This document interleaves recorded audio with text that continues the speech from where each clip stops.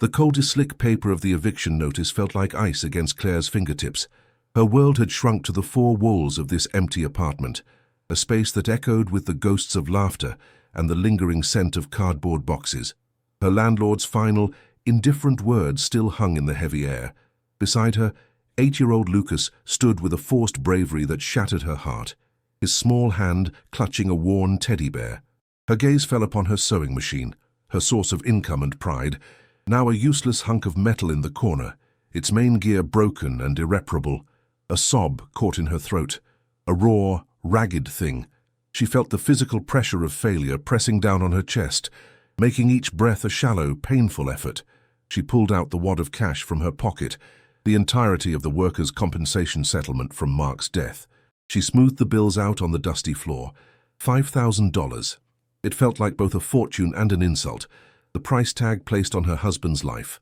Her stomach churned with a hunger that was now indistinguishable from her fear.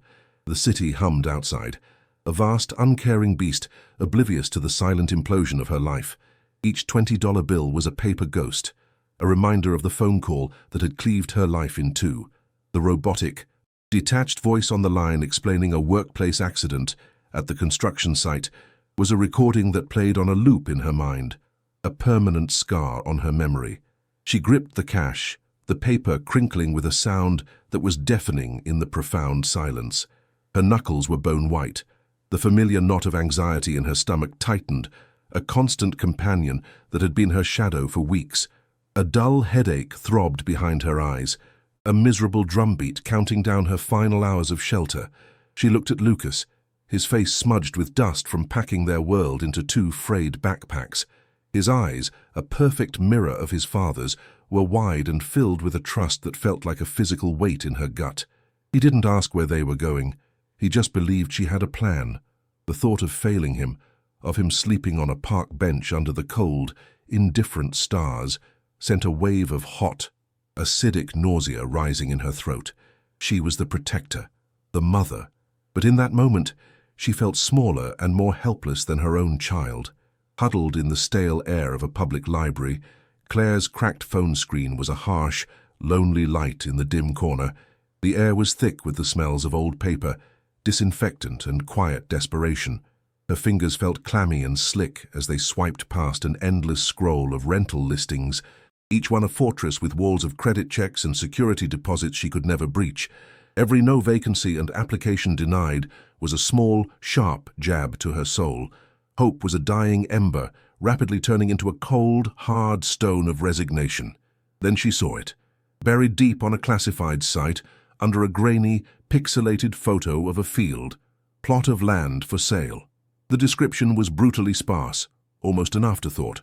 Remote, rural, untouched.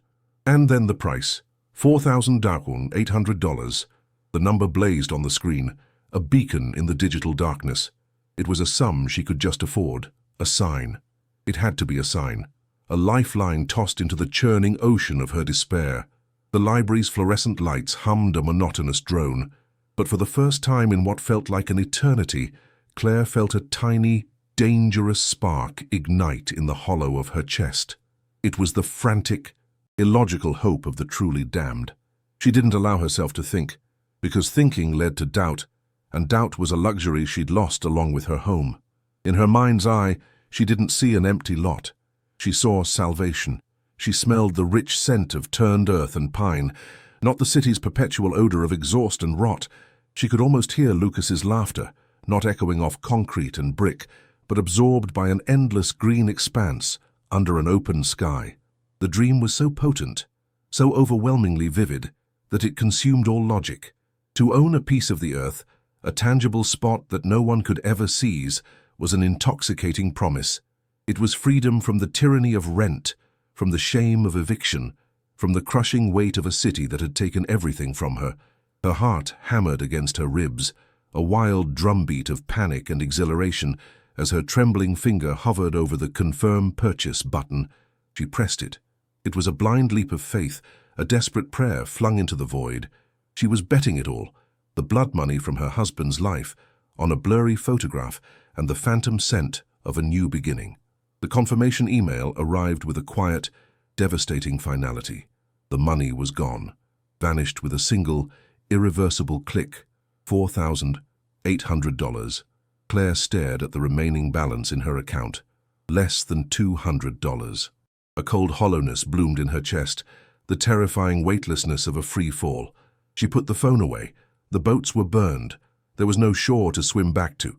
All they had left in the entire world were the clothes on their backs, 2 shabby backpacks, and a cheap camping tent she'd bought with the last of her cash. Standing on a street corner as the city lights began to smear into a cold, anonymous glare, she took Lucas's small, cold hand in hers. "We have a home now, sweetie," she whispered, the words tasting like ash and lies. "Our own piece of land." He looked up, his face a canvas of exhaustion and unwavering faith. She felt the immense gravity of that gaze, the crushing responsibility of her reckless act. They were turning their backs on the only life they'd ever known, walking toward an unknown horizon with nothing but a tent and a fragile, desperate, and utterly breakable hope. The bus ride was a violent severing. With each mile, the concrete monoliths of the city shrank in the grime-streaked rear window, their sharp angles softening into a hazy, distant memory. The air inside the bus was a stale cocktail of cheap air freshener and human exhaustion. But through the rattling frame, Claire could smell the change.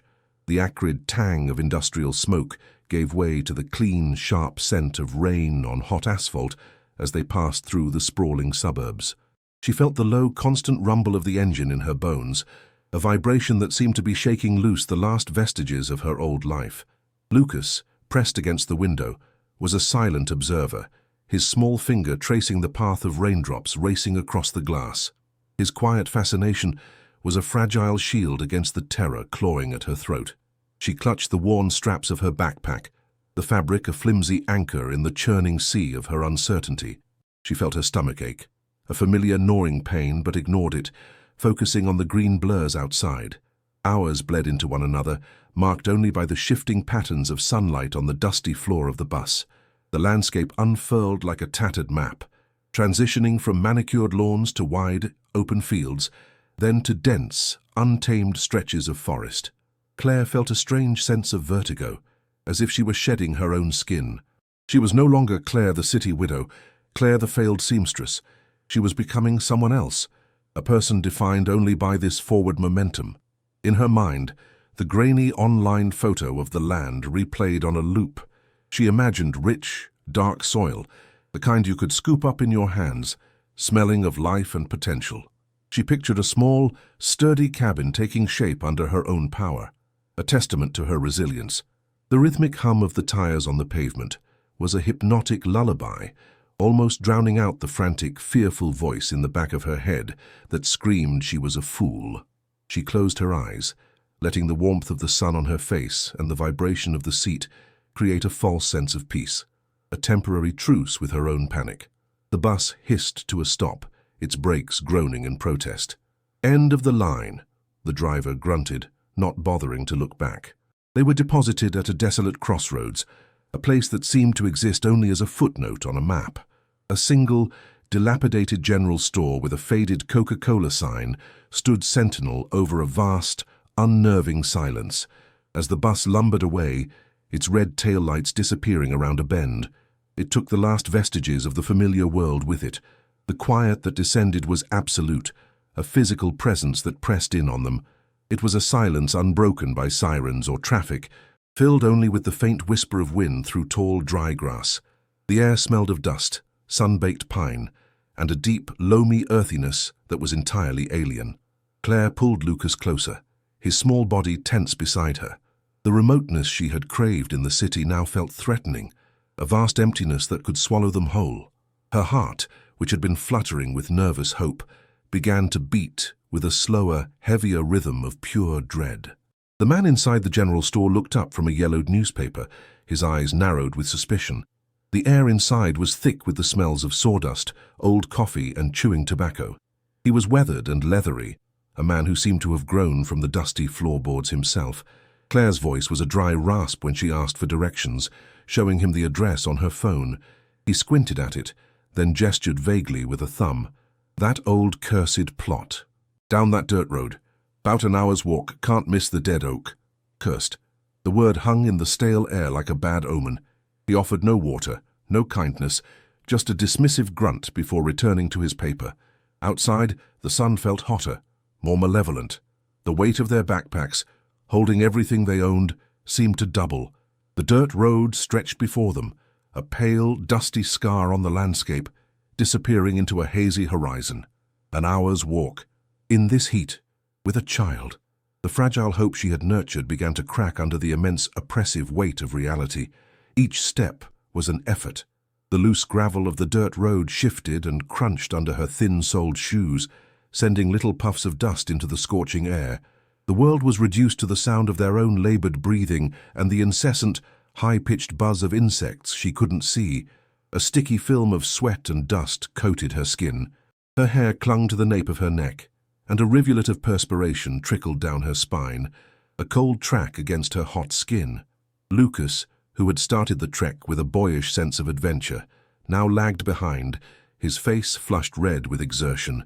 "Are we there yet, Mum?" he pleaded, his voice thin and weary. Each time he asked, a fresh wave of guilt washed over her. Her throat was a desert, and the water in their single bottle felt warm and tasted of plastic. This wasn't a journey to a new home. It was a forced march, a penance for her foolish, desperate gamble. The dream of a new beginning was evaporating like a mirage in the punishing heat. The landscape grew harsher, more unforgiving. The friendly-looking pines gave way to gnarled, thorny bushes and skeletal trees that seemed to claw at the pale blue sky. The road deteriorated, becoming a rutted track that threatened to twist an ankle with every step. The feeling of isolation was no longer a concept. It was a physical sensation, a suffocating blanket of emptiness. There were no fences, no mailboxes, no distant plumes of smoke to suggest human life. There was only the sun, the dust, and the oppressive silence. A cold knot formed in Claire's stomach, a chill that had nothing to do with the temperature. This wasn't just remote. It was abandoned, forgotten. The silence was no longer peaceful. It had teeth. It was the silence of a place where screams would go unheard. The initial spark of hope had been extinguished, replaced by a growing, terrifying certainty that she had led them into the heart of nowhere, a place from which there might be no return. She saw it just as the store owner had described, a rusted, crooked mailbox half swallowed by thorny vines, its metal door hanging open like a silent scream. This was it, the address.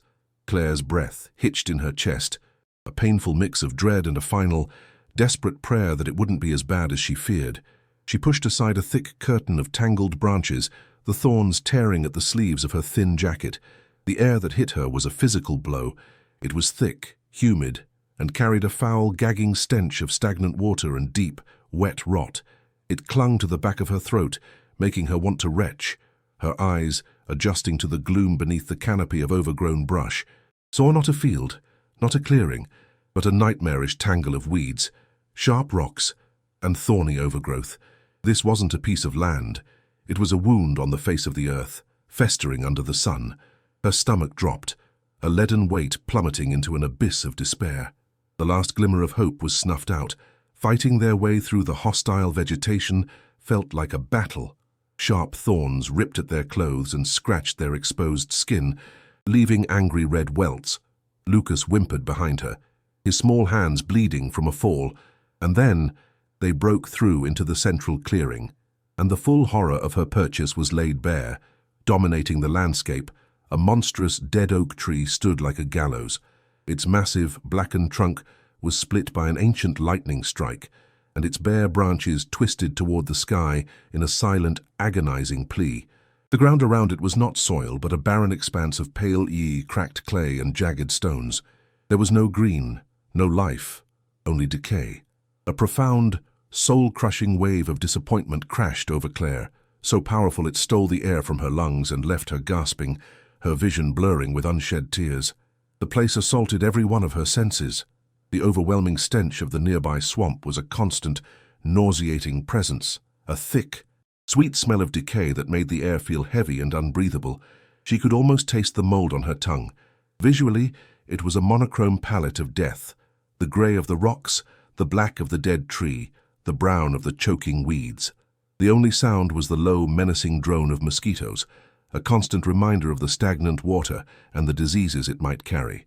She could feel the dampness seeping up from the ground, a clammy chill that clung to her clothes despite the heat of the day. She ran a hand over the cracked, rocky ground. It was hard and unforgiving. Nothing could ever grow here. Nothing could ever be built here. This was not a foundation for a new life. It was a burial ground. The realization struck her with the force of a physical impact. She had spent the last of her money, the price of her husband's life, on a piece of actual hell. The brutal truth of her mistake slammed into her, a concussion that left her reeling. This wasn't a bad investment. It was a catastrophe. She had traded the relative safety of urban poverty, with its shelters and soup kitchens, for this primeval, hostile wasteland. There was no water here, no electricity, no neighbors, no help. Just rocks, thorns, and the smell of death. The beautiful, fragile fantasy she had constructed, the little cabin, the vegetable garden, Lucas playing safely, shattered into a million razor-sharp fragments. The memory of her finger pressing "confirm purchase" was a searing brand on her consciousness, a monument to her own stupidity, a silent scream of pure, unadulterated anguish built in her chest, a pressure so immense she felt her ribs might crack.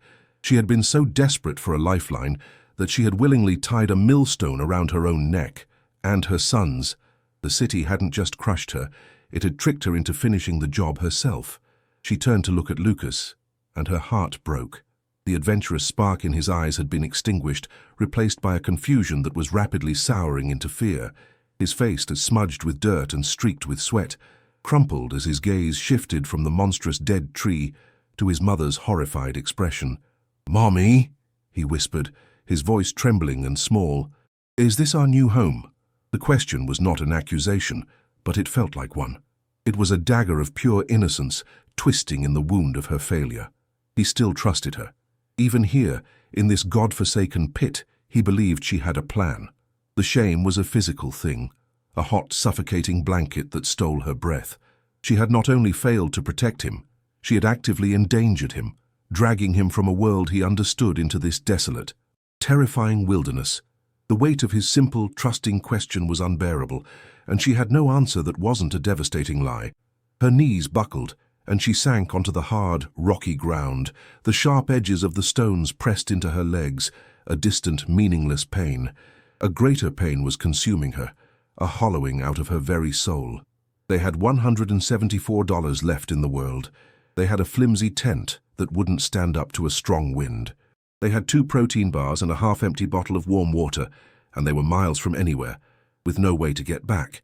The stark reality was a sheer cliff face she had just fallen from. Back in the city, there had been options, however grim, shelters, food banks, pavement under their feet. Here there was nothing. This land didn't feel neutral or empty. It felt malevolent. It felt like an ancient, hungry thing that had been waiting patiently in the sun, and she had just served up herself and her child as a sacrifice. The despair was absolute, a black ocean with no shore. As the sun began its slow descent, the landscape transformed into something even more menacing.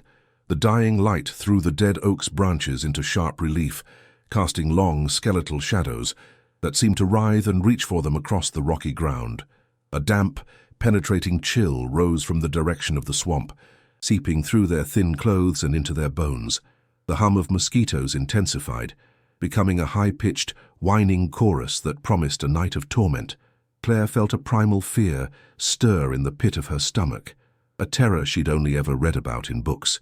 It was the fear of being small, exposed, and utterly alone in a wilderness that was indifferent to her survival. Every snap of a twig in the undergrowth, every rustle of leaves in the evening breeze, sounded like the approach of a predator. The feeling of being watched, of being unwelcome, was a palpable, terrifying presence in the twilight. A desperate, maternal instinct forced her to move. Her limbs felt heavy, disconnected from her mind, but she knew she had to provide some semblance of shelter for Lucas. Her hands shook so violently that she could barely thread the tent poles through the nylon loops. The cheap fabric flapped uselessly in the breeze, a pathetic flag of surrender. The task felt monumental, an impossible feat of engineering in her state of shock and despair. Each rustle from the encroaching woods sent a jolt of pure adrenaline through her system. A distant hoot of an owl echoed through the trees, and it sounded less like a bird and more like a mournful warning. This flimsy dome of plastic was their only shield against the vast, dark, and unknown things that inhabited the night. As she finally pegged the last corner into the hard ground, she knew it was a useless gesture. It was a child's blanket held up against a monster. Curled inside the cramped tent, the air was thick with the chemical smell of new plastic and the sour scent of their own fear. Lucas had finally cried himself into an exhausted, fitful sleep, his small body pressed against hers for warmth and comfort. Claire lay rigid, her eyes wide open, staring into the suffocating blackness. Outside, the night came alive with a symphony of alien sounds, the chirping of unseen insects, the croaking of frogs from the swamp, the sighing of the wind through the dead trees' branches. Each sound was amplified, twisted by her fear into a threat. The tears she had been holding back since the eviction notice finally broke free. They slid silently down her temples and into her hair, hot tracks of grief and regret. She hadn't just made a mistake. She had navigated by a false star and sailed her ship, with its precious cargo of one, directly onto the rocks. This wasn't the bottom. This was a new, deeper place, and she was utterly, terrifyingly trapped. The sun rose with a cruel, indifferent beauty, its golden light filtering through the thin nylon of the tent and illuminating the fine layer of dust motes dancing in the stale air. Claire awoke to a profound, bone-deep ache, a physical manifestation of the despair that had settled in her soul.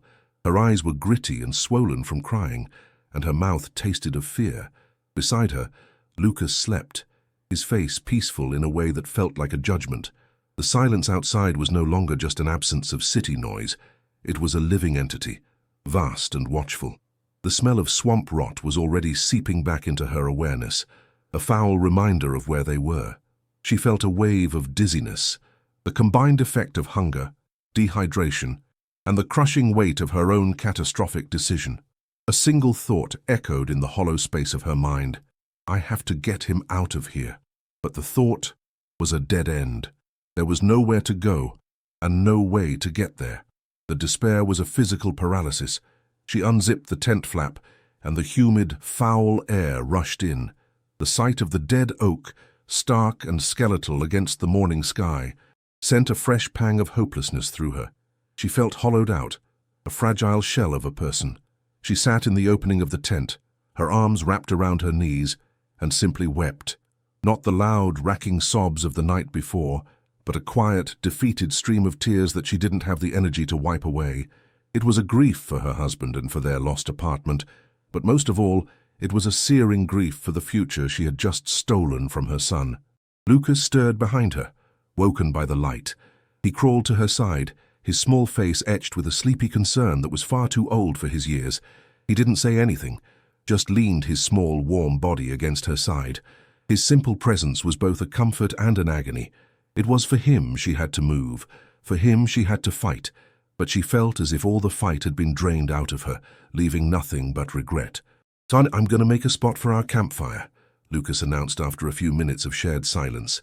His voice was small but determined, a tiny spark of resilience in the overwhelming gloom. He saw her despair not as a final state, but as a problem he could help solve. Before Claire could protest to tell him it was pointless, he scrambled out of the tent. He began his work with the earnest, misguided energy of a child. He tried to pull up the thorny weeds, his small hands struggling against the tough, woody roots. He gathered a few of the smaller, jagged rocks and began stacking them into a wobbly circle. He was trying to build a home. He was trying to make a clearing in the heart of their desolation. Claire watched him, her heart a painful knot in her chest.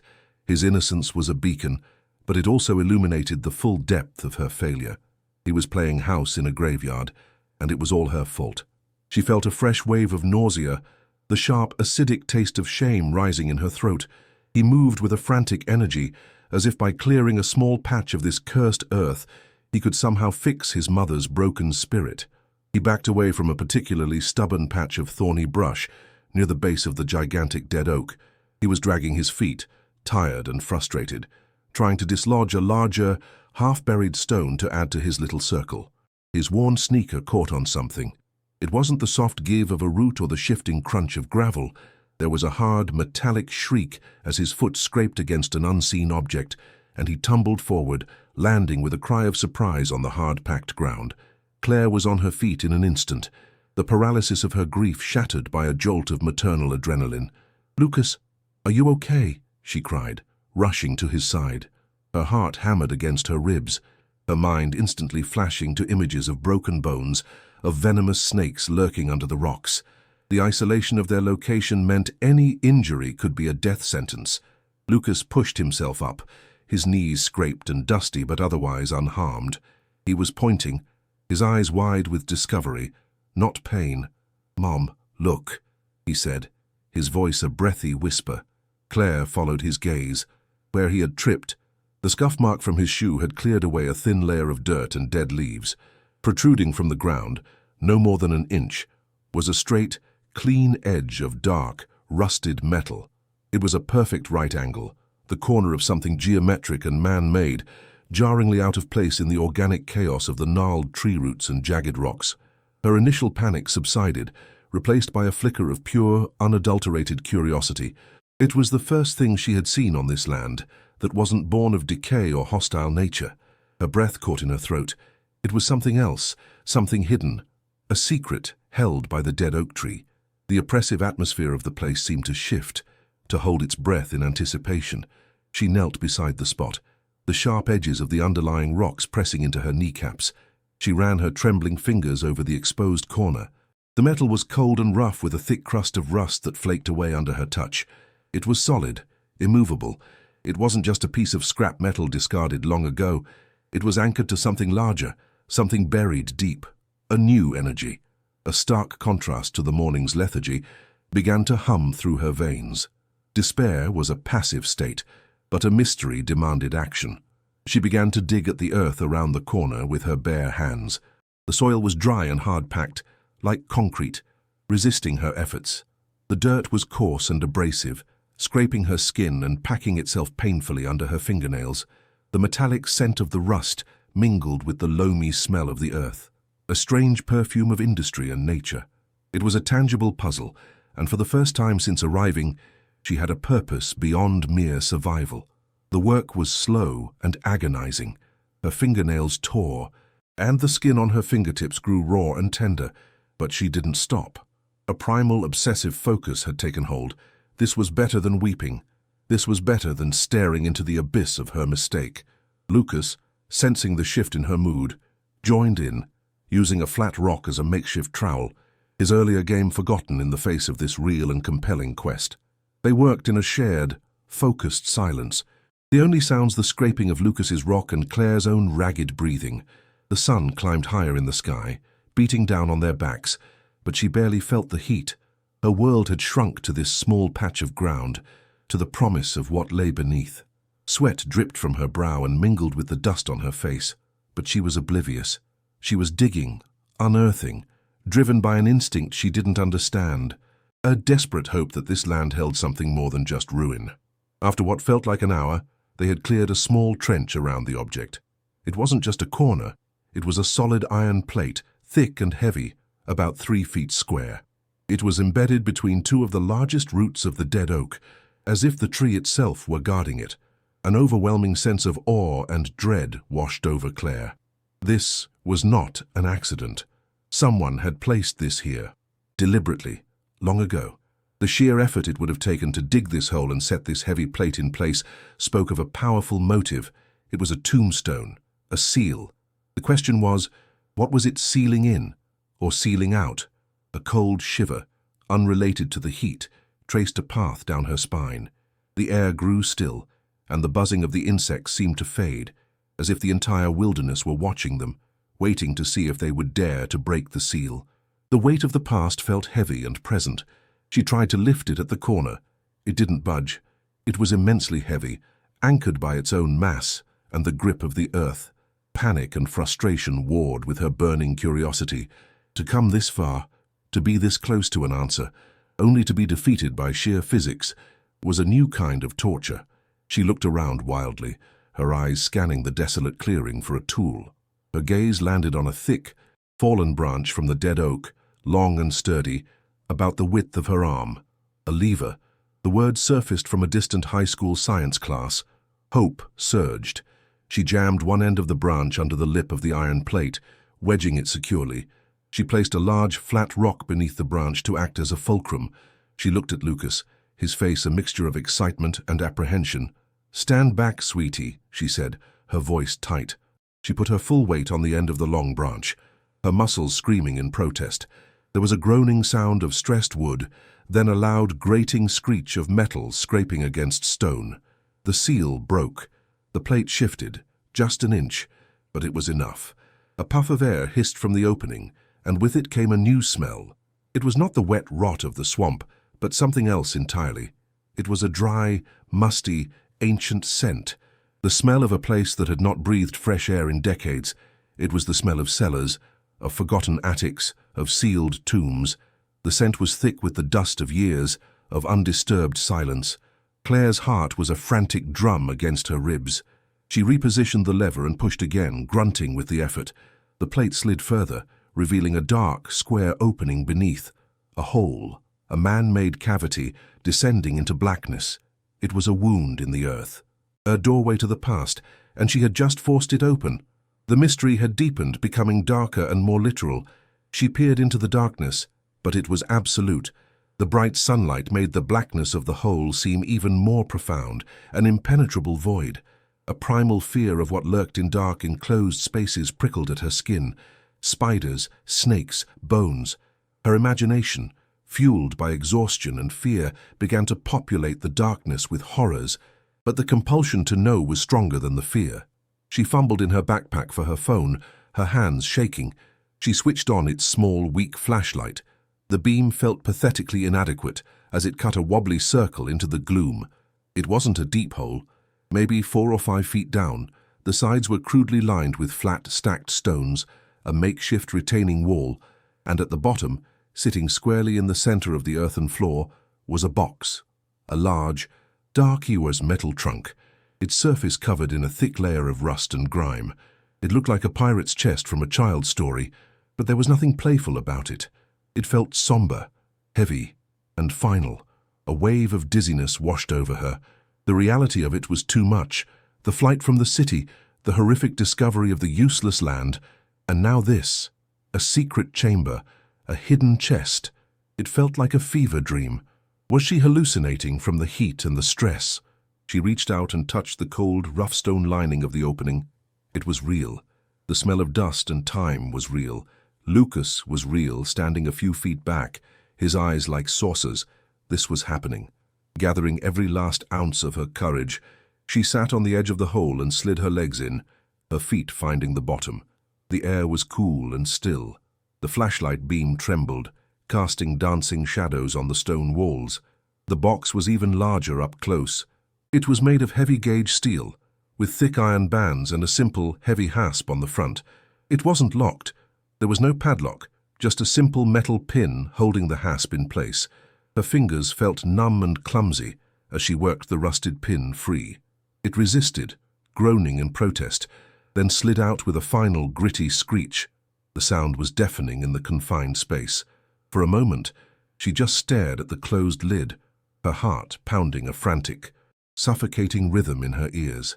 Every horror movie she had ever seen, every ghost story she had ever heard, coalesced into a single, paralyzing moment of dread.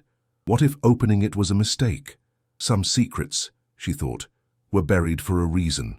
But the alternative, to leave it, to walk away, to return to the crushing certainty of her hopeless situation, was unthinkable. This box, whatever it held, was the only thing on this God-forsaken piece of land that represented a possibility other than slow starvation or despair. It was a choice, and she had already made it the moment she started digging. She took a deep, shaky breath that tasted of dust and iron and lifted the lid. The hinges shrieked, a high, metallic wail that echoed in the small stone chamber. The lid was heavy, and she had to use both hands to swing it open and lean it back against the earthen wall. She shone her light inside. The contents were not immediately visible. They were completely shrouded in a large, thick sheet of what looked like dark, oiled canvas. The material was stiff and heavy, and it gave off a faint, pungent odor of linseed oil and age, a smell meant to repel moisture and time itself. The care taken was immense. Whatever was inside was meant to last. It was meant to be preserved. Her hands trembled so much she could barely control the flashlight. This was the heart of the mystery, the final layer. With a surge of adrenaline that made her feel lightheaded, she reached in and took a corner of the heavy canvas, her knuckles brushing the cold, rough metal of the box's interior. She pulled the canvas back. The beam of her phone's flashlight, weak and artificial, struck the contents and was thrown back, not as a reflection, but as a soft, warm, impossible glow that filled the small chamber. Claire gasped. A sharp, involuntary intake of breath. Her mind refused to process what her eyes were seeing. It was gold, not jewelry, not coins. It was dozens of small, dense, rectangular bars of pure gold, nestled together like eggs in a nest. Each one was stamped with a small pen-simple marking she couldn't make out. They seemed to hum with a life of their own, absorbing and radiating a warmth that had nothing to do with the sun. It was the color of myth, the weight of history. It was a fortune, a king's ransom, buried under a dead tree in the middle of nowhere. She reached out a hesitant, trembling hand and touched the surface of one of the bars. It was cool, smooth, and incredibly, impossibly heavy. It was real. The sheer, staggering unreality of the sight held her mesmerized for a full minute. She felt disconnected from her own body, an observer in a fantastic dream. Gold. Here. Her mind reeled, trying to connect the eviction notice, the broken sewing machine, the desperate online purchase, with this trove of impossible wealth. It made no sense. It was a miracle or a curse, and she couldn't tell which. She forced her gaze away from the hypnotic gleam of the gold and scanned the rest of the box. There was more. Tucked beside the gold bars were two small, lumpy sacks made of rough canvas, tied shut with twine. She picked one up. It was surprisingly heavy for its size.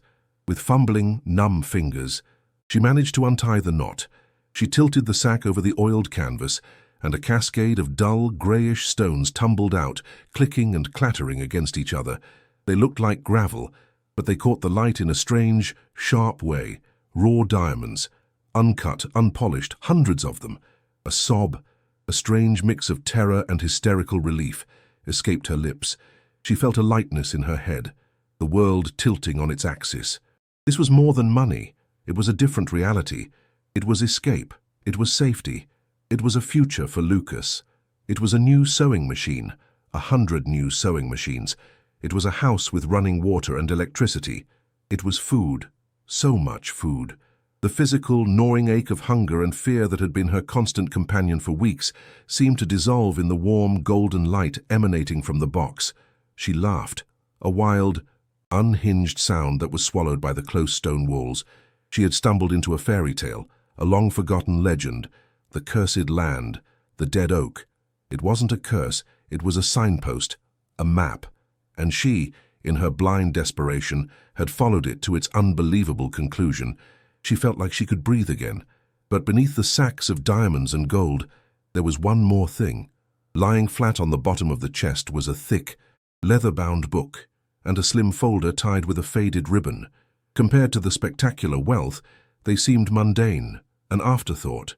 Yet, as she reached for them, a different kind of feeling settled over her, a quiet solemnity that pushed aside the giddy shock. The gold and diamonds were a treasure, but these felt different. They felt like a story. The leather of the book was stiff and cracked with age, the cover embossed with two simple initials, A. H. The folder was made of brittle, yellowed cardstock. She untied the ribbon, and a small collection of documents slid out. Old birth certificates with faded ink, a handful of letters in elegant, looping cursive, and official-looking papers she didn't recognize. The gold was an answer to her prayers, but these papers, she knew with a sudden, chilling certainty, were the question. The smell of old paper and dried ink rose from the documents, a scent that spoke of a human hand, of a life lived. She carefully opened the leather-bound book. It was a diary. The pages were filled with dense, neat handwriting. The ink faded from black to a rusty brown. The entries were dated, beginning in the early 1960s.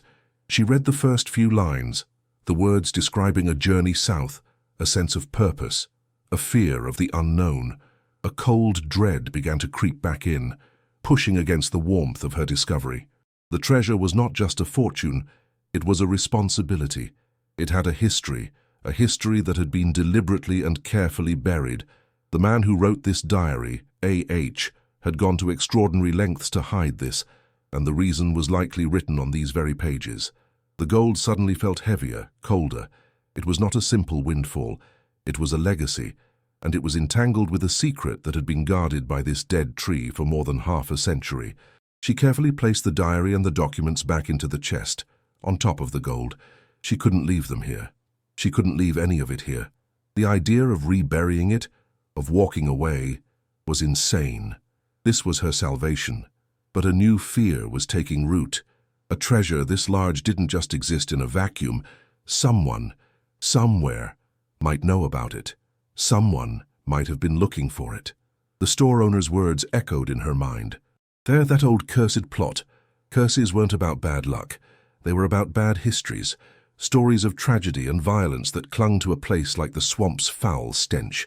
The joy of the discovery was now tainted with a deep, unsettling anxiety. She wasn't just a lucky woman who had found a treasure. She was now the guardian of a dangerous secret. A secret that someone had clearly been willing to go to great lengths to protect. And perhaps someone else had been willing to kill for. She had to get the box out of the hole. Adrenaline gave her a strength she didn't know she possessed. It was immensely heavy, but by tipping it on its side and using the stone walls for leverage, she managed to hoist it inch by painful inch up to the surface. She collapsed beside it on the ground, her body trembling with exertion and nervous energy, her clothes covered in dirt and rust. The open chest sat in the harsh sunlight, its contents glittering with an obscene and impossible brilliance. It looked like a wound in the world, spilling forth gold and secrets. She stared at it, her mind a whirlwind of conflicting emotions, elation, terror, disbelief, and a profound, bone-deep sense of dread. She had found the solution to all her problems, but she had a terrifying feeling that she had also just unearthed a whole new set of them, far more dangerous than poverty had ever been. Lucas crept closer, his initial excitement now replaced by a quiet awe. He stared at the glittering gold, his mouth slightly agape. "Are we rich, Mom?" he asked, his voice barely a whisper. The question was so simple, so innocent, and yet it struck Claire with the force of a physical blow. Yes, they were rich, but the word felt wrong, hollow. Wealth like this didn't come from hard work or lottery tickets. This was old money, secret money, and secret money always had a story attached, rarely a happy one. She looked from the gold to the diary. One was the what, the other was the why. She knew, with an instinct that went deeper than logic, that she couldn't truly possess the former until she understood the latter. The mystery of the land was solved, but the mystery of the box had just begun, and the dead oak tree stood silent witness, its skeletal branches reaching for the sky like the arms of the man who had buried his secret at its feet. She knew she couldn't leave the chest out in the open. It was a beacon, a screaming advertisement of their discovery. She had to hide it. But where? Their only shelter was a flimsy tent.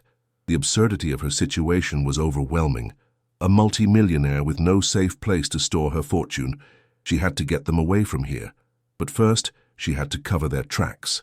With Lucas's help, she summoned the last of her strength and, using the branch as a lever again, managed to slide the heavy iron plate back over the hole. It settled into place with a deep, resonant thud, a sound of finality. They scattered dirt and leaves over the plate, doing their best to erase the signs of their excavation, to make it look as if the earth had never been disturbed. It was a poor camouflage, but it was all they could do. The secret was buried again, but now it was her secret. She dragged the heavy chest, scraping a long scar in the dirt, toward their pathetic little tent. The effort left her breathless, her muscles burning, her heart pounding. She finally managed to haul it inside, where it took up nearly half the floor space.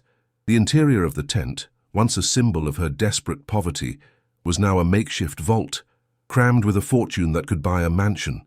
The juxtaposition was so bizarre it bordered on madness. She felt a hysterical laugh bubbling up, but choked it down. She zipped the tent flap shut, plunging them into a dim, stuffy twilight. The air was thick with the smells of plastic, sweat, and now, the faint metallic tang of old gold and the dusty scent of the diary, hiding in plain sight. It was a terrible plan, but it was the only one she had. For now the tent was their fortress. As dusk began to settle, casting long, eerie shadows across the land once more, the fear returned with a vengeance. Last night, she had been afraid of the dark, of the unknown creatures of the wilderness. Tonight her fear was human. The gold was not a comfort, it was a liability. It was a magnet for a kind of trouble she couldn't even begin to comprehend. Every snap of a twig outside the tent was no longer a raccoon or a deer. It was a footstep.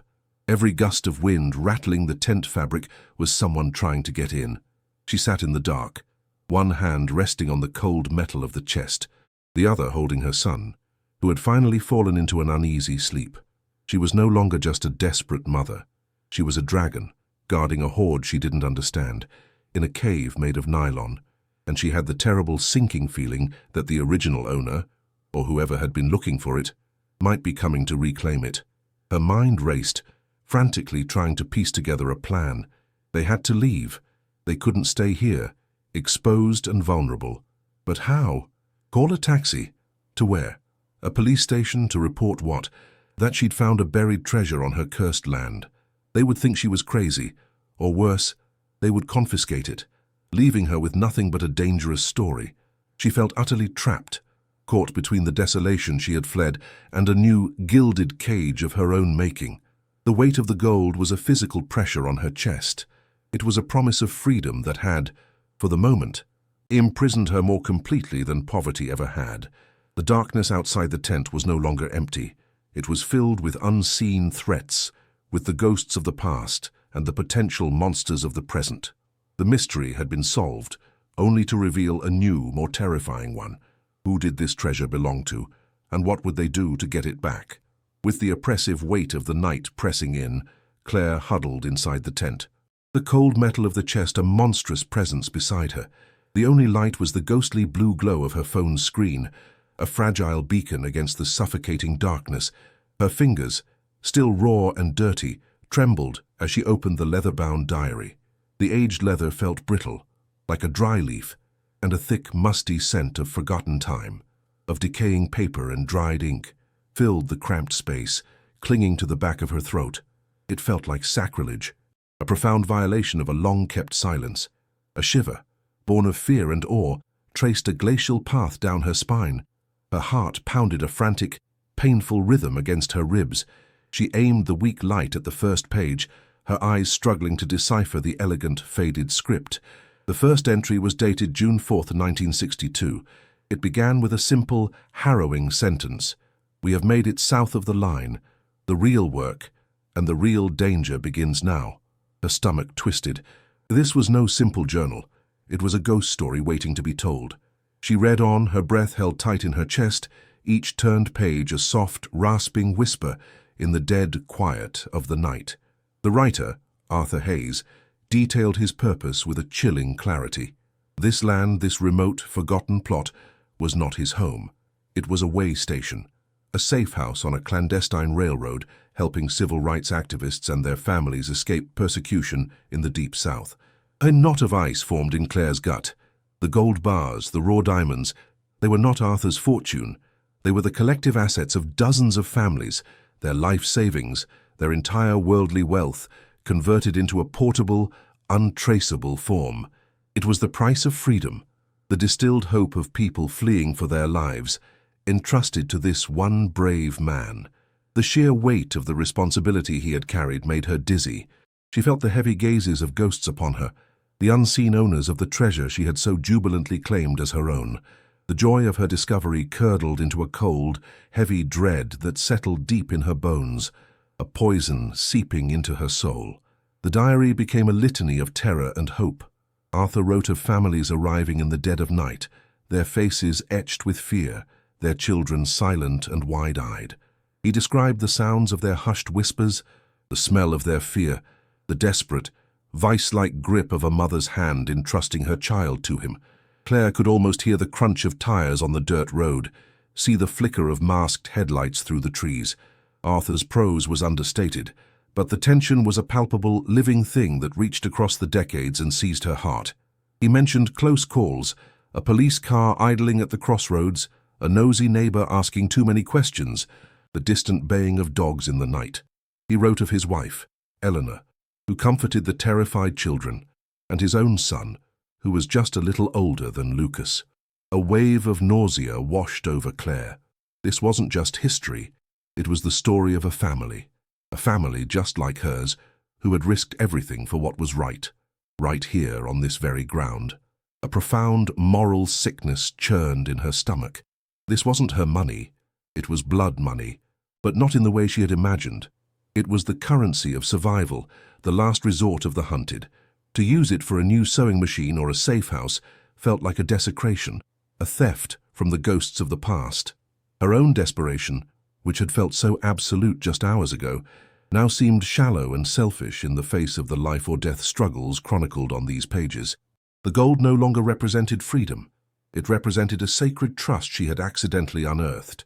The weight of it was no longer just physical. It was spiritual, a crushing burden on her conscience. She felt trapped, not by poverty, but by a history she had no right to. The diary entries grew more paranoid as the weeks went on. "I feel we are being watched," Arthur wrote in a shakier hand. "The air itself feels heavy with suspicion. I fear our time here is running out." Claire's own skin crawled with a sympathetic fear, the feeling of unseen eyes boring into the thin wall of the tent. She turned a page, and the handwriting changed, becoming more rushed, more frantic. The entry was dated October 19th of 1962. "They are closing in. I know it. The whispers in town, the lingering glances. Tonight, I will bury the trust. I have dug a chamber beneath the roots of the old oak, the strongest thing on this land. I will seal it with iron and earth. If we are taken, the hope of these good people must not be taken with us. It must wait. It must endure." Claire's breath hitched, a painful, ragged sound. She was in that chamber. She had broken that seal.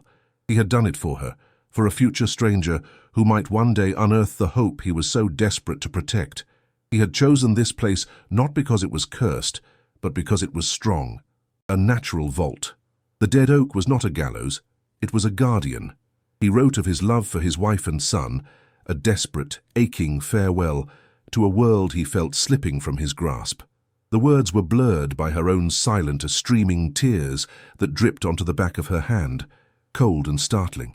The final entry was a single, unfinished paragraph, dated the very next day. The ink was smeared, as if written in a violent hurry. The new deputy was here, young, ambitious, Mauk with eyes that see too much. He asked about our visitors, a cruel smile playing on his lips. "He knows. I am sure of it." He spoke of the wealth some folks from the city are said to carry, and how it could set a man up for life. I told him nothing. He left. But I know he will be back. Eleanor is packing a bag, but I fear it is too late.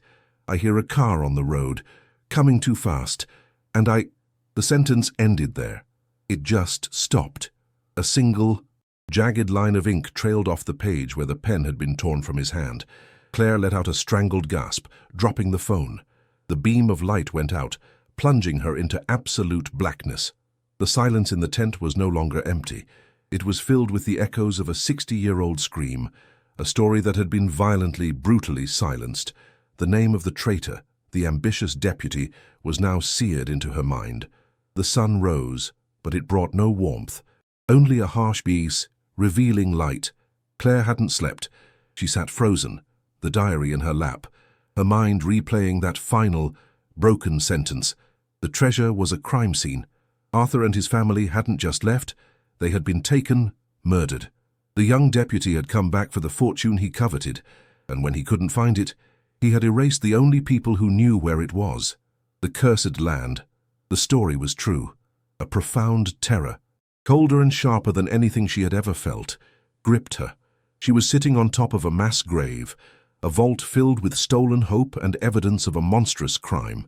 The need to flee was a physical scream in her veins. But where could she go? To walk away meant leaving the treasure and the truth to rot forever. To stay meant what? What could she, a broke, desperate widow, do against the ghost of a killer? A new sound cut through the morning stillness, a sound so alien it made her blood run cold. It was the low, aggressive rumble of a vehicle engine, coming down the dirt road, coming for her. The sound grew louder, a menacing growl that vibrated through the hard ground and up into her bones. It wasn't the sound of an old farm truck. It was the purr of a powerful, well-tuned engine, the sound of money and authority. Panic seized her, hot and electric. She scrambled to shove the diary and the documents deep into her backpack, her hands clumsy with fear. She zipped the tent flap shut, a laughably pathetic defense, her heart hammering against her ribs like a trapped bird. She pressed her eye to a tiny gap in the zipper, her body rigid with terror. A pristine black pickup truck, its chrome grille glittering malevolently in the sun, rolled to a stop right where the property began. It was a vehicle that belonged in a gated community, not on this forgotten dirt track. It was a predator that had wandered far from its normal hunting grounds. The engine cut out, and the sudden, profound silence that followed was even more terrifying than the noise had been. For a long moment, nothing happened. Then, the driver's side door opened with a solid, expensive-sounding thud. The man who emerged was old, but he moved with a disturbing, deliberate vitality. He was tall and straight-backed, dressed in pressed khaki trousers and a crisp linen shirt that seemed immune to the dust and heat. A ridiculously expensive-looking gold watch glinted on his wrist, catching the morning sun. His hair was a thick shock of perfectly white, combed-back hair. Claire felt a wave of cold nausea. Even from this distance, she could feel the aura of power that radiated from him, an unshakable confidence that came from a lifetime of being feared. He stood for a moment, surveying the desolate plot of land, his gaze sweeping over the dead oak and settling directly on her small, pathetic tent. He knew she was in there. He began to walk toward her, his polished leather boots crunching on the gravel with a slow, rhythmic and utterly terrifying cadence. Each step was a drumbeat, counting down to a confrontation she was completely unprepared for. He didn't look like a concerned neighbor. He looked like a king surveying a territory he already owned. He stopped about 20 feet from the tent. The air was thick with the faint, cloying scent of his expensive cologne, a smell of barbershops and backroom deals that was shockingly out of place in the wilderness. "Hello in there," he called out, his voice a smooth, folksy drawl that was completely at odds with his predatory stillness. "Name's Anson Pyle. Folks call me Sonny. I own most of the land around here. Saw the bus drop you off yesterday. Just wanted to make sure you and the little one were all right." The sound of his voice, dripping with false concern, made the hairs on the back of Claire's neck stand on end. Sonny, the ambitious deputy. He was old now, his face a mask of wrinkles, but there was a cold reptilian light in his eyes that she could see even from a distance. Anson Pyle. The name from the diary. He hadn't just come back. He had been here all along. He had been waiting. For decades, waiting for someone to stumble upon his secret. A fresh wave of terror, raw and paralyzing, washed over Claire. She was staring at a monster. Her throat was completely dry, her tongue a useless piece of leather in her mouth.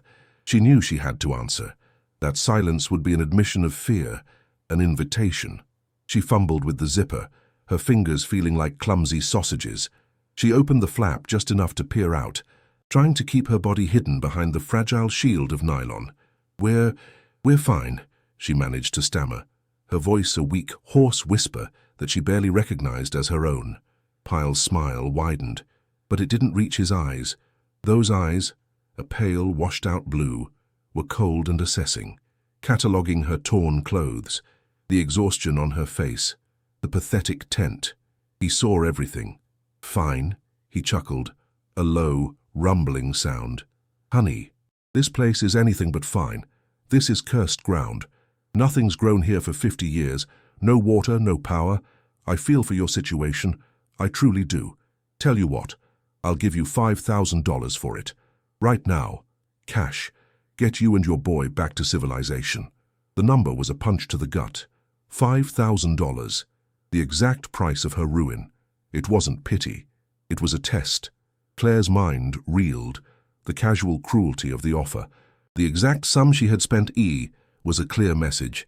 "I know what you are. I know how desperate you are." He was toying with her. The image of Arthur Hayes's final, frantic scrawl flashed in her mind. The ghost of his courage, of his defiance, gave her a strength she didn't know she had. This man, this smiling monster, had murdered a family for the treasure that now sat inches from her feet. Selling this land to him would be the ultimate betrayal, not just of Arthur, but of all the souls whose hope was locked in that box. The primal, maternal need to protect her son warred with a new, unfamiliar instinct, the need to protect the truth. Her fear was a physical thing, a cold, heavy weight in her stomach, but beneath it, a tiny, hard ember of defiance began to glow. She had to refuse. She had to. It was the only choice that wasn't a complete surrender, not just of the land, but of her own soul. The ghosts of the past were watching. "No," she said. The word was quiet, but it hung in the air between them, clear and solid. "Thank you for the offer, Mr. Pyle, but it's not for sale."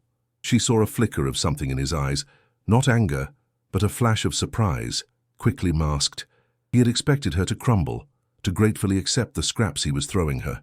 Her refusal had changed the rules of the game he was playing. His folksy smile tightened at the edges, becoming a thin, bloodless line. The mask of the kindly landowner was beginning to crack, revealing the cold, hard predator beneath. He took a slow step closer, and Claire instinctively flinched back from the opening of the tent. The air grew thick and heavy, charged with a new, more explicit menace. The pretense was over. The game was done. This was no longer a negotiation. She felt the atmosphere shift, the temperature seeming to drop several degrees despite the climbing sun. Her heart was a frantic, wild thing, slamming against her ribs, screaming at her to run. His voice, when he spoke again, had lost all its warmth. It was flat, cold, and heavy with unspoken violence. "That's a shame," he said, his gaze flicking from her to the small footprint of the tent where Lucas was still sleeping. "A real shame. A woman all alone out here with her child. This is a dangerous place." He let the words hang in the air, each one a poisoned dart. He looked directly into her eyes, and the folksy mask dropped completely. The man staring back at her was the ambitious young deputy from the diary, his soul untouched by the passage of 60 years. Isolated. No one for miles. Terrible accidents can happen out in a place like this. He paused, letting the threat sink in, twisting the knife. "Especially," he added, his voice dropping to a near whisper that was more terrifying than a shout, "how with curious little children who like to wander off." He held her gaze for one more chilling moment, then turned his back on her without another word and walked slowly back to his gleaming black truck. The truck's engine roared to life, shattering the silence, and it sped away, leaving a cloud of choking dust and the lingering foul scent of its exhaust. Claire collapsed back into the tent, her body trembling so violently she could barely breathe. The threat echoed in the silent, unempty air, a promise of violence that was terrifyingly real. He hadn't just threatened her, he had threatened Lucas. He knew about the treasure. He had been watching this land for his entire life, and now he was coming to collect. She was trapped. On one side was a fortune that represented justice for a generation of victims. On the other was a powerful, ruthless killer who had just made it clear he would stop at nothing to get it, and to keep his secrets buried. Running felt like cowardice, a betrayal of the dead. Staying felt like a suicide mission that would put her own son in mortal danger. What would you do in her place? Would you run, leaving the fortune and its bloody history behind, or would you stay and fight for the justice that had been buried for so long? The silence Pyle left behind was more terrifying than his words. It was a vacuum, heavy with the echo of his threat against Lucas. Claire remained frozen, her back pressed against the flimsy tent wall, the fabric offering no protection from the cold dread seeping into her very bones. Her breath came in shallow, ragged gasps, each one a painful effort. The air in the tent was hot and smelled of plastic, and her own sour fear, a suffocating combination that made her stomach churn violently. She felt a wave of dizziness, the world tilting as the image of Lucas's innocent face, now a target, burned itself into her mind. Pyle's threat was not an abstraction, it was a promise. She could feel it in the unnatural stillness of the air, in the way the sun suddenly felt cold on her skin. He wasn't just a man, he was an ancient evil that had festered on this land for 60 years, and she had just stirred it from its slumber. The need to protect her son was a primal scream in her soul, overriding every other thought, every other fear. She had to move, now. A frantic, animalistic energy surged through her, shattering the paralysis. Pyle would be back.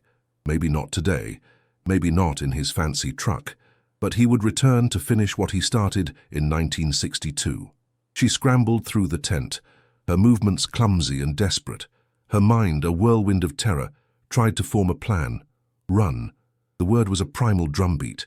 But where? The crossroads felt like a trap. The general store owner was suspicious, unhelpful. Who in a town Pyle owned would dare to help her? A profound sense of isolation crashed over her, more complete than any she had felt before. She was an outsider, a ghost haunting a town owned by a monster. Still, she had to try. She grabbed her backpack, its familiar weight a pathetic comfort. She unzipped it with a rasping sound that seemed deafeningly loud and began stuffing her meager belongings inside, her hands shaking so badly she could barely grasp the items. She was no longer just a victim of circumstance. She was a fugitive, hunted by a killer hiding in plain sight. Her gaze fell upon the metal chest. The gold and diamonds glittered dully in the dim light, a silent, mocking testament to her impossible situation. The fortune that was meant to be her salvation had become an anchor, chaining her to this cursed place. She couldn't take it all. It was too heavy, too conspicuous. The thought of leaving it for Pyle to find was a physical agony, a betrayal of Arthur Hayes and the ghosts he died to protect. But Lucas's life was infinitely more precious than any treasure. Her priorities snapped into a brutal, crystalline focus. She needed evidence, and she needed a means to survive. With trembling hands, she took the leather-bound diary and the folder of yellow documents and wrapped them in her only spare shirt, burying them deep within the backpack. Then she reached into the chest and grabbed one of the small lumpy canvas sacks, the raw diamonds, lighter than the gold. She shoved it in beside the diary. The rest she would have to leave. For now, it was a terrible gamble. She turned to Lucas, who had been woken by her frantic movements and was now sitting up, his eyes wide with a sleepy, confused fear. "Get your shoes on, sweetie," she whispered, her voice strained and tight. "We have to go. We're going on another walk." She tried to smile, a grotesque twisting of her lips that felt like a grimace. The lie tasted like ash in her mouth.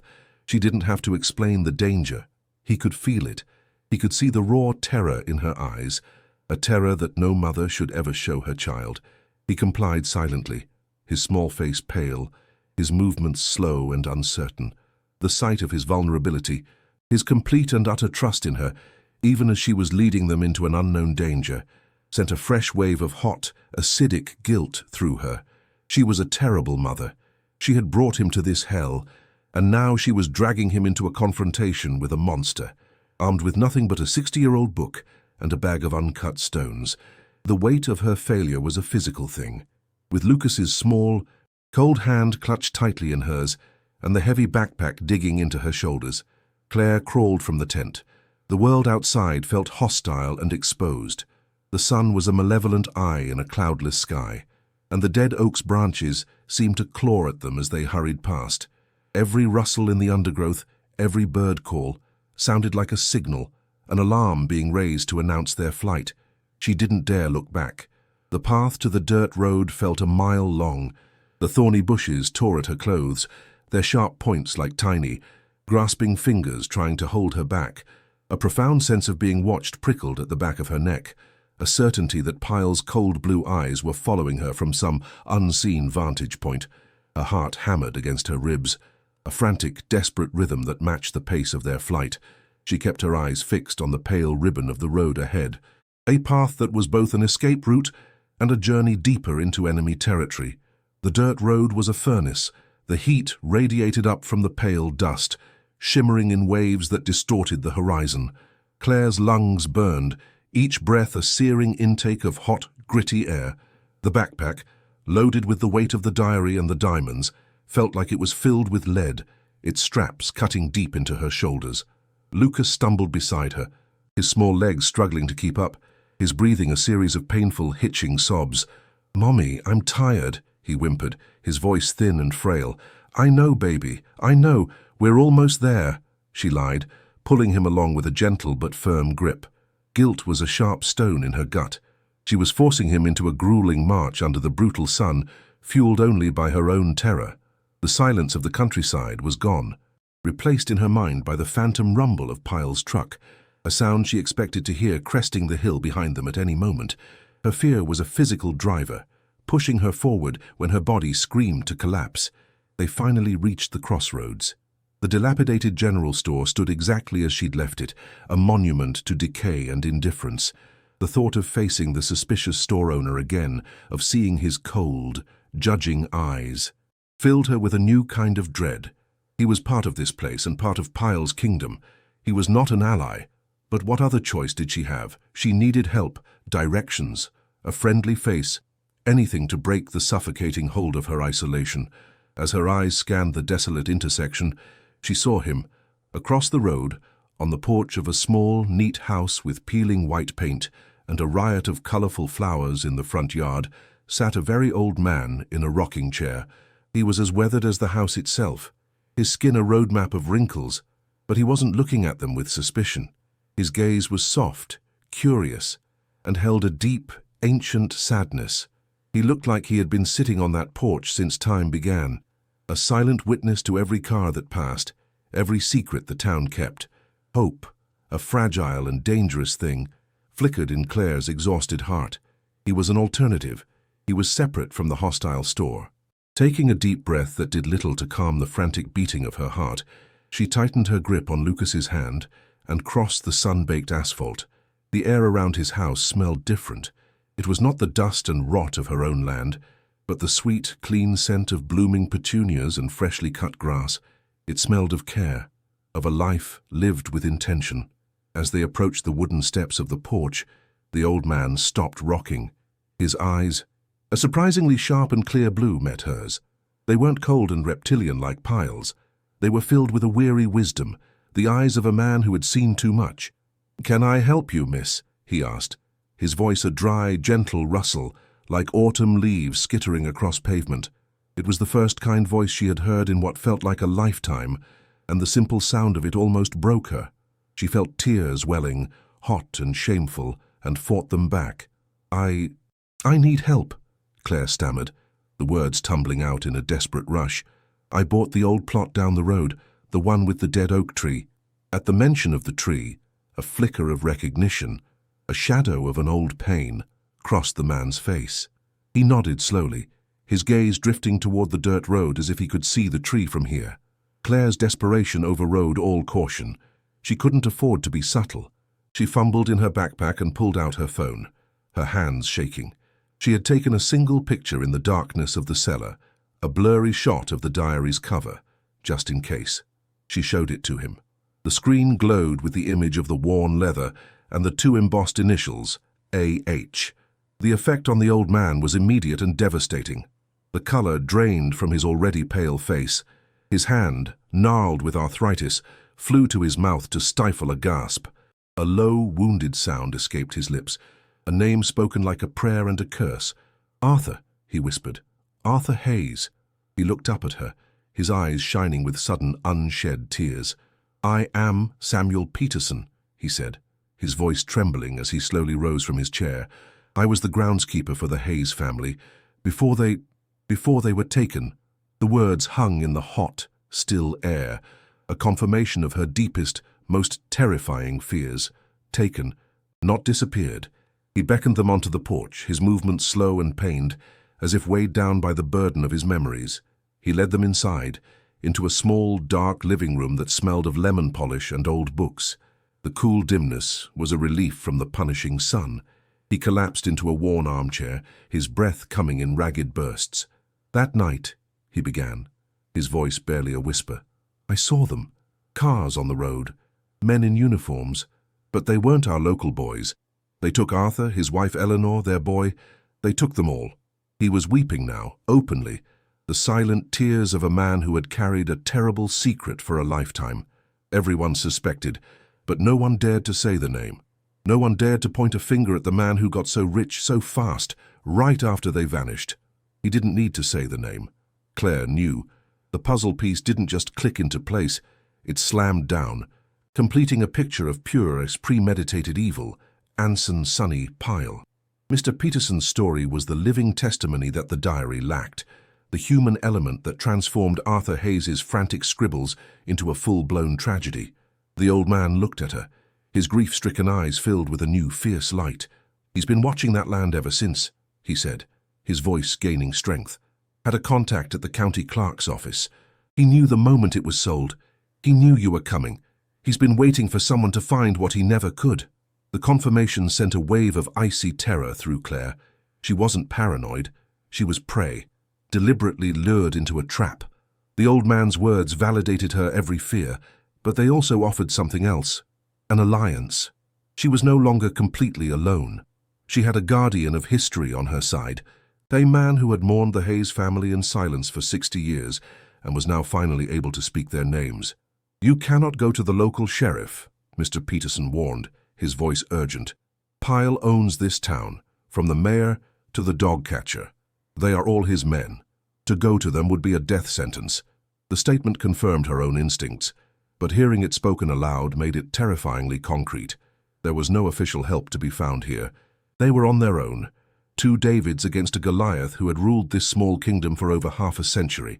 Claire felt the weight of the backpack on the floor beside her, the diary and the diamonds, a tangible burden of proof and motive. Mr. Peterson seemed to follow her gaze, his expression hardening with a resolve that belied his age. "That box, it's the proof. It's the justice Arthur and his family never got. You cannot let him get it," he insisted, leaning forward in his chair. "He will be back for you tonight. He is not a patient man. He gave you his warning. Now he will act on it." The old man's certainty was absolute, born of a lifetime spent watching his enemy, learning his patterns, understanding the depths of his cruelty. "There is a path," Mr. Peterson continued, his voice dropping to a conspiratorial whisper. "An old deer trail. It runs through the woods behind your property. It's overgrown. Hard to see if you don't know it's there. It leads directly here to the woods behind my house. It's safer than the road." He described the entrance to the trail in painstaking detail, a trio of birch trees just past the swampy area, a specific formation of rocks. It was a lifeline, a secret escape route offered from the past. A plan began to form in Claire's mind, a desperate, high-stakes heist. She had to go back. She had to retrieve the rest of the treasure before Pyle's men arrived. Leaving it behind meant Pyle won. It meant Arthur's sacrifice, and the hopes of all those families would be for nothing. The risk was enormous, a direct defiance of the monster who had threatened her son. But the alternative, running away with only a fraction of the truth, felt like a deeper, more profound failure. She had to see it through. Her fear was still a living thing, but now it was mixed with a cold, hard resolve. The walk back to the cursed land was a journey into the mouth of the beast. With every step, Claire felt as if she were walking toward her own grave. Mr. Peterson had given them water and a small bag of sandwiches, the first real food they'd had in 2 days. The simple act of kindness, the taste of fresh bread, had fortified her spirit, but it did little to quell the terror that coiled in her gut. Lucas, sensing the gravity of the situation, was silent, his small hand a constant, trusting presence in hers. She left him in the relative safety of the woods at the edge of the property, hidden in a thicket of ferns, with strict instructions not to make a sound. "I'll be right back, baby," she whispered, her voice thick with emotion. "You be brave for Mommy." Kissing his forehead felt like a final farewell. As she stepped out into the clearing alone, the dead oak loomed over her, its skeletal branches like accusing fingers. The air was unnaturally still, the silence a taut string stretched to its breaking point, ready to snap. Inside the tent, the metal chest sat like a dark altar. The air was stifling, thick with the smell of imminent violence. Her hands shook as she worked, her movements frantic and efficient. She couldn't carry the chest. She emptied the gold bars, wrapping them in the cheap nylon of the tent itself, fashioning a crude but strong bundle she could sling over her shoulder. The weight was immense, a physical manifestation of the burden she had accepted. She felt the ghosts of the Hayes family around her, their spectral presence a silent encouragement, urging her on. Each bar she touched was cold and heavy, a piece of a puzzle she was now responsible for solving. She worked against a ticking clock, her ears straining for the sound of an approaching engine. The sun was beginning to dip below the horizon, painting the sky in bloody streaks of orange and purple. The encroaching twilight felt like a shroud, and she knew her time was running out. Pyle's patience had a limit, and she was sure she had reached it. With the bundle of gold slung over one shoulder and the backpack of evidence on the other, Claire was weighed down, her movements clumsy. She retrieved Lucas from his hiding spot, his small face pale in the gathering gloom. Together they moved past the tent, past the dead oak, their feet sinking into the damp earth near the edge of the foul-smelling swamp.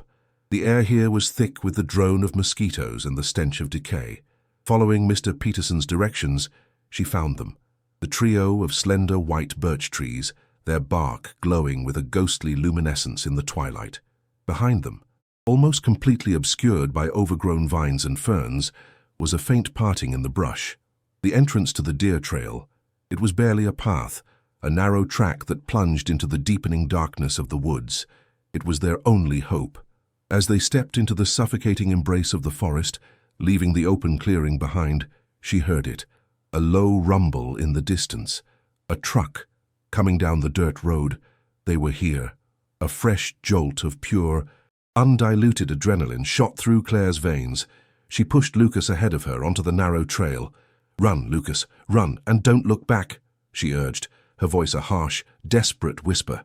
The woods immediately swallowed them. The darkness was absolute, a thick black curtain that fell the moment they left the clearing. The path was treacherous, littered with unseen roots and rocks that threatened to trip them at every step. Branches whipped at their faces, and thorny vines snagged at their clothes, trying to hold them back. Claire could hear Lucas stumbling and crying softly in front of her, but she couldn't stop. "Keep going," she hissed, her own lungs burning. The sounds from the clearing were terrifyingly clear in the still night air, the slamming of truck doors, the crunch of heavy boots on gravel, the low, guttural sound of male voices. They were not trying to be quiet. They were here to terrorize. They were here to destroy. Suddenly, a new smell cut through the earthy scent of the woods and the foul odor of the swamp. It was a sharp, chemical, and utterly horrifying smell. Gasoline. Her stomach plummeted. They weren't just here to scare them. They were going to burn the tent. They were going to burn everything. They thought she was still inside.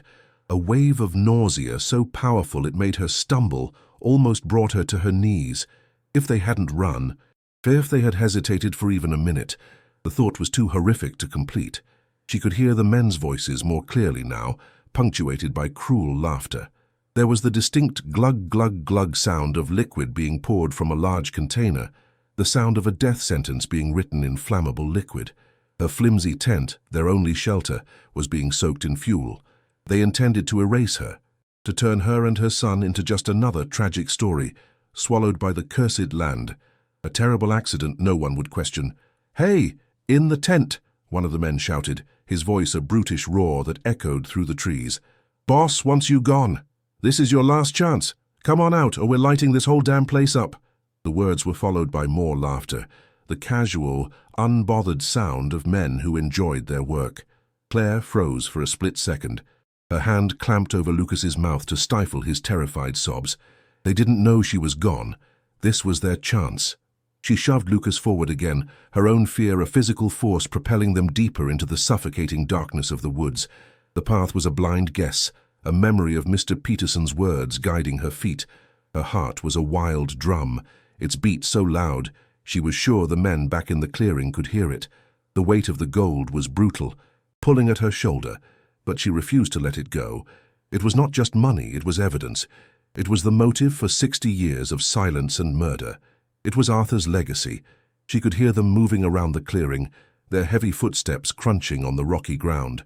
They were getting impatient. She risked a fleeting glance over her shoulder, back through the tangle of branches. She saw the flicker of a lighter, a tiny, defiant star of flame in the vast darkness. It was a spark of pure evil, a promise of annihilation.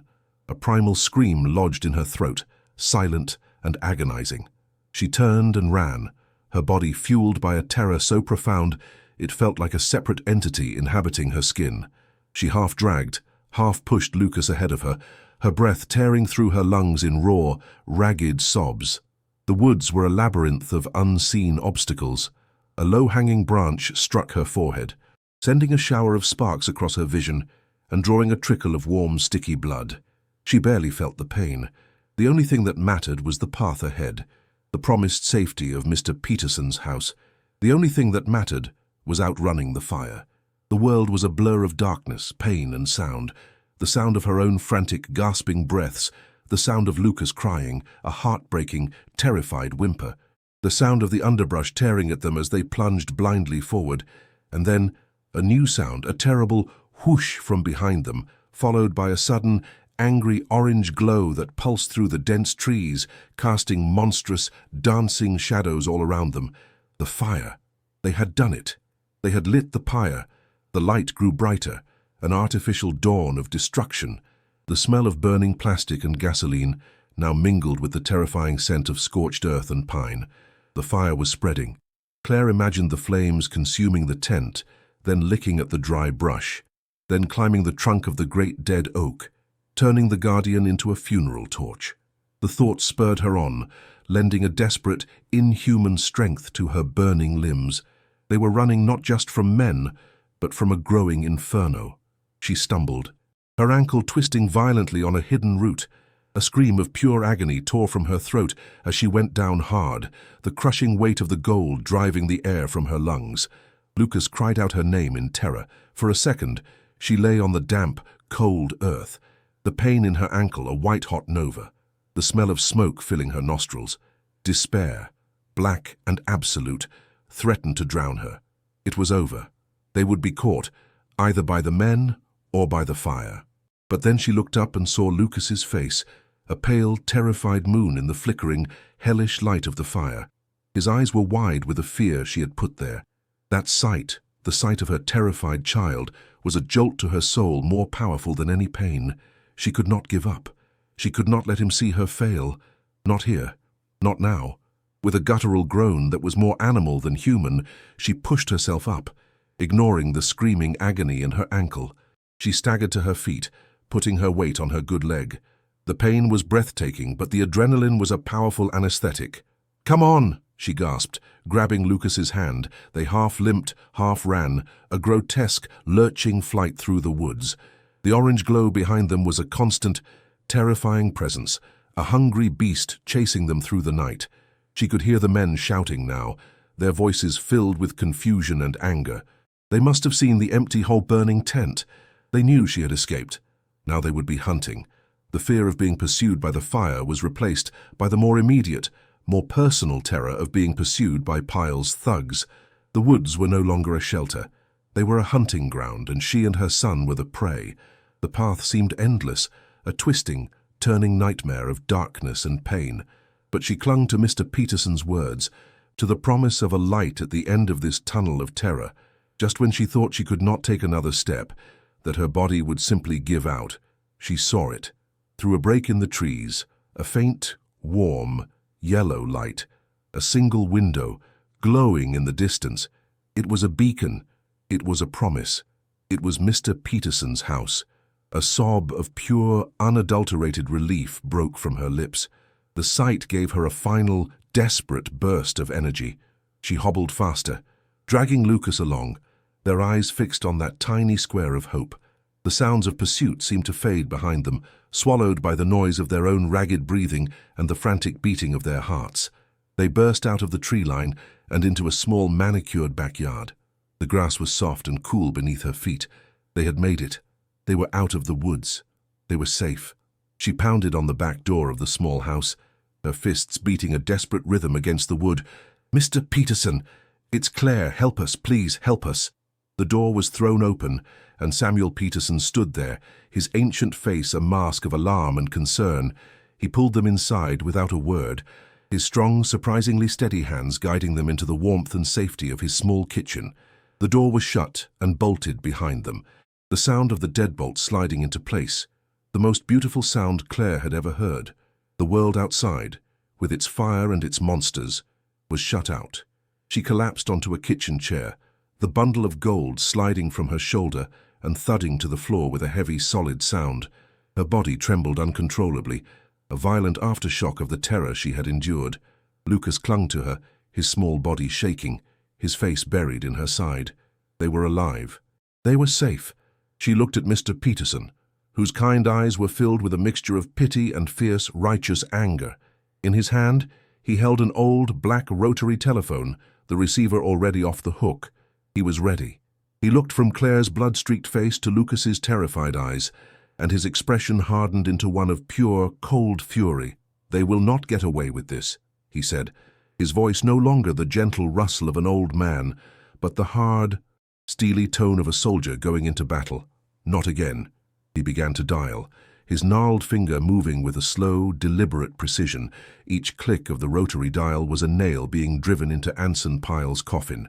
Claire watched him, her breath still coming in ragged sobs, her body screaming in pain.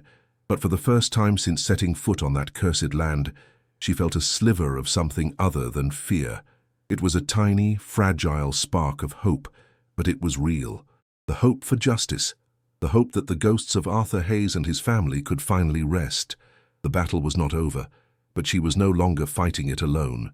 She had found her ally, and the war for the truth was just beginning. The fire behind them was an ending, but the light ahead was a new start. The adrenaline began to fade, and the pain in her ankle flared, a throbbing, agonizing pulse that shot up her entire leg. Her head pounded where the branch had struck her. She looked down at her hands. They were scratched, bleeding, and covered in dirt and soot. She was a wreck, a survivor of a battle she never should have had to fight. Lucas had finally stopped crying, and was now looking around the small, cozy kitchen with wide, curious eyes. The room smelled of cinnamon and coffee, the comforting, domestic sense of a safe home. It was a world away from the stench of gasoline and fear. Mr. Peterson finished dialing and began to speak, his voice low and urgent, relaying the horror of the night to the person on the other end of the line. Claire didn't listen to the words. She just leaned her head back, closed her eyes, and let the sheer, overwhelming relief of survival wash over her. They had made it through the fire. They had escaped the dark. The turning point had been reached, not with a whimper, but with a roar of defiance and flame. The gold lay on the floor, its crude nylon wrapping covered in dirt, a testament to its violent journey. It no longer felt like a curse. It felt like a weapon. The diary in her backpack was the ammunition. She had risked everything to save them. And now, in the safety of this small house, she understood why. It was never just about the money. It was about the story. It was about standing up to a bully who had silenced an entire town for 60 years. It was about giving a voice back to the dead. Pyle had underestimated her. He had seen a weak, desperate widow, an easy target. He hadn't seen the mother who would walk through fire for her child. He hadn't seen the woman who would carry the weight of a murdered family's legacy on her back. He had made a fatal miscalculation. He had tried to burn away the evidence, but in doing so, he had only forged his own chains, creating an irrefutable, living witness to his crimes. His reign of terror, built on a foundation of fear and murder, was about to come crashing down. Claire opened her eyes and looked at her son. He was staring at the cookie jar on the counter, a hint of his normal, boyish curiosity returning to his face. A wobbly smile touched her lips. He was safe. That was all that mattered. The house, the money, the future. It could all be rebuilt. But him, he was irreplaceable. The climax had been a trial by fire, a horrific rite of passage that had burned away the last vestiges of her old, helpless self. The woman who had collapsed in despair on that rocky ground was gone, incinerated in the flames of Pyle's making. In her place was someone new, someone harder, someone who had stared into the face of evil and refused to blink. She was no longer just a seamstress. She was a survivor. She was a witness. And she was a fighter. Pyle had meant to destroy her, but instead, he had given her the one thing she'd been missing, a cause worth fighting for. The night was far from over, but for the first time, Claire felt certain that dawn would eventually come. Mr. Peterson's voice was a low, steady murmur on the phone, a stark contrast to the frantic pounding of Claire's own heart. He was speaking to his granddaughter, a name and a voice in Washington, D.C. that felt as distant as another planet. Claire sat shivering on a wooden kitchen chair, a thick wool blanket wrapped around her shoulders, its rough texture a grounding sensation. The pain in her ankle was a white-hot fire, a brutal reminder of her flight through the dark woods. Outside, the night was silent again, but she could still smell the smoke on her clothes, a phantom scent of burning plastic and gasoline that she feared would never wash out. On the linoleum floor, the makeshift bundle of gold sat like a strange, lumpy meteorite. its immense weight a tangible link to the nightmare she had just survived. Lucas was asleep on a worn floral sofa in the next room, his quiet breathing the only sound that mattered, a soft, rhythmic anchor in the swirling chaos of her mind. She was safe. He was safe. But it felt like a temporary reprieve, a pause in a story that was far from over. The voice that came through the phone's earpiece when Mr. Peterson handed it to her was not what she expected. It was young, crisp in bias, and radiated an immediate, unshakable authority. "Claire, this is Sarah Peterson. My grandfather has told me everything. Listen to me very carefully. Do not leave the house. Do not speak to anyone. The crimes described in that diary, committed during that era, fall under the Civil Rights Act. They are federal offenses with no statute of limitations. Pyle can't hide behind local power or the passage of time." Each word was a brick, building a fortress of law around them. "I'm making a call to a contact at the Bureau. They will take this very seriously. Stay put. Help is coming." Hanging up, Claire felt a profound shift. Her terror, once a solitary and personal burden, was now being absorbed into a vast, powerful system she didn't understand. Mr. Peterson placed a steaming mug of coffee in her trembling hands. The warmth seeped into her fingers. The bitter scent, a shock of normalcy. For the first time, she felt she wasn't just a fugitive. She was a witness. They came just as the sky was beginning to bleed from black into a bruised purple.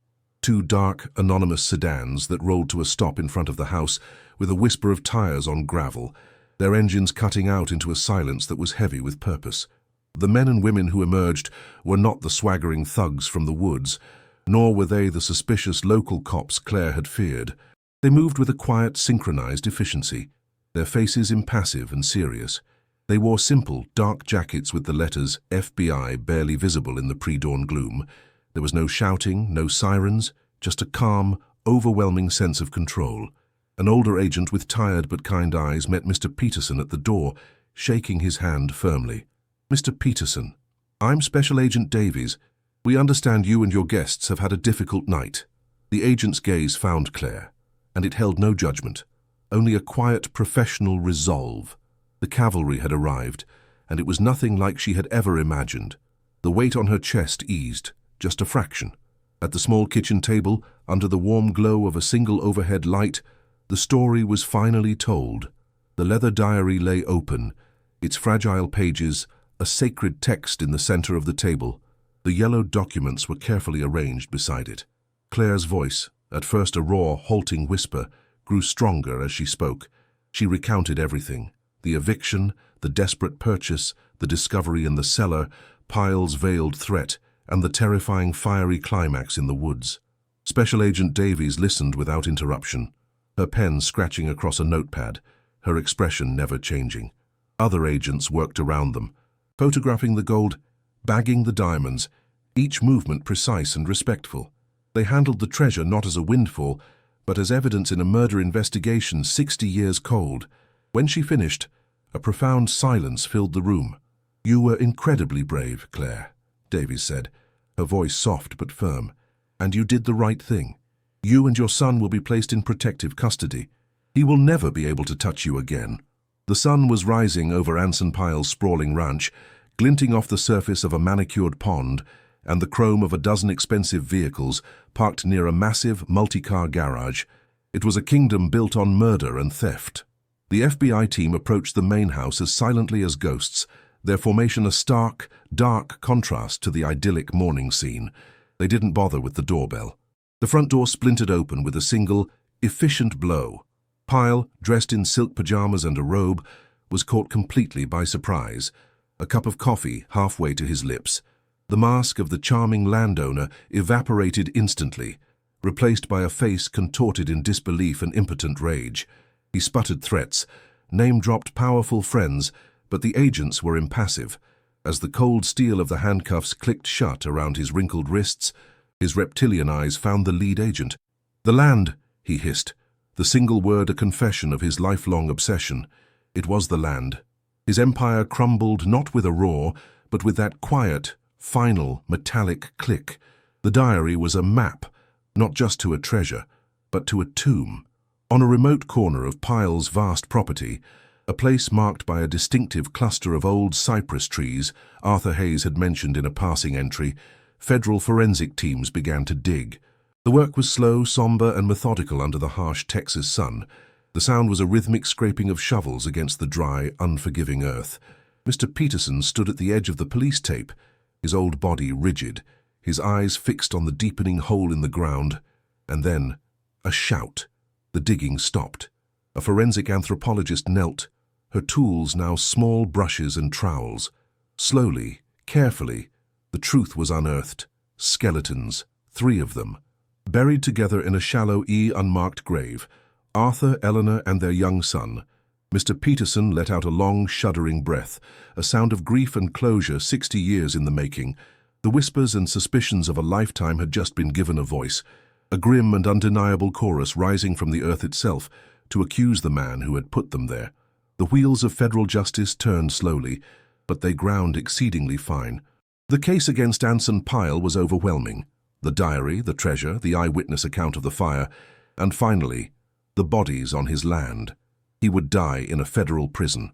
In the months that followed, Claire's life was a blur of legal meetings and depositions.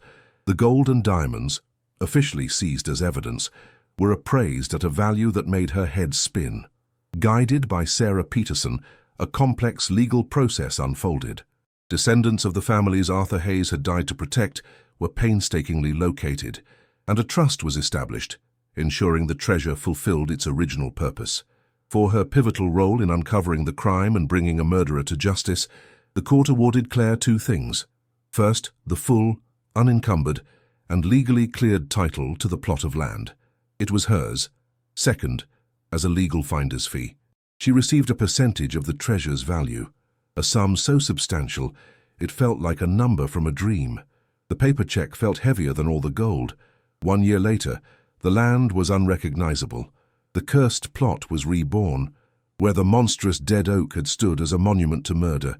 A vibrant young maple tree now reached for the sky, its leaves rustling in the gentle breeze.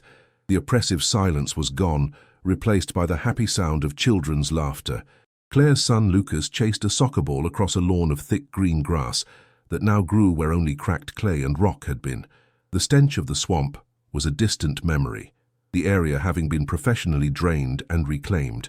In place of the pathetic, burned-out tent, there now stood a beautiful, light-filled house, its wide porch facing the sunrise. From the open door of a built-in workshop, the happy, industrious whir of a brand-new, computerized sewing machine could be heard. The air smelled of honeysuckle from a trellis climbing the porch, and the rich, delicious aroma of baking bread wafting from the kitchen window. This was not just a house, it was a sanctuary, built on redeemed ground. Claire sat on her porch swing, a cup of real coffee in her hands, watching Lucas play. The haunted, hunted look in her eyes had been replaced by a deep, serene calm. She was no longer the gaunt, desperate woman who had counted her last few dollars on a dusty apartment floor. Her skin had a healthy glow, her hair shone, and her hands, though still busy with her now thriving online sewing business, were no longer raw with desperation. Mr. Peterson, his posture straighter than she'd ever seen it, sat in a rocking chair beside her, a permanent fixture in their new life. The grandfather Lucas had never had. Later, inside her warm, bright kitchen, she moved with an easy grace, pulling a lavishly roasted chicken from the oven. She placed it on a table laden with food, fresh vegetables, mashed potatoes, a pitcher of lemonade. As Lucas and Mr. Peterson took their seats, she looked at the abundance, the safety, the love that filled the room. The memory of her gnawing hunger felt like a story about someone else. She was home. Claire's harrowing journey from a cold eviction notice to a warm, loving home is a powerful reminder that the human spirit can endure unimaginable hardship. It wasn't the gold that saved her, but the courage she discovered within herself, the courage to face down a monster, to fight for the forgotten dead, and to build a new life from the ashes of the old. She proved that even in the most desolate, cursed places, a seed of hope can be planted, and with enough strength and defiance, it can grow into a life of peace and security. Her story demonstrates that sometimes the greatest treasures are not buried under the earth, but are forged in the fires of our greatest trials. What would you be willing to endure to protect your family and fight for what's right? If you were moved by Claire's incredible story of resilience and redemption, ensure you hear more tales like this by subscribing to our channel and clicking the notification bell. You won't want to miss a single story of mystery, survival, and the ultimate triumph of the human will.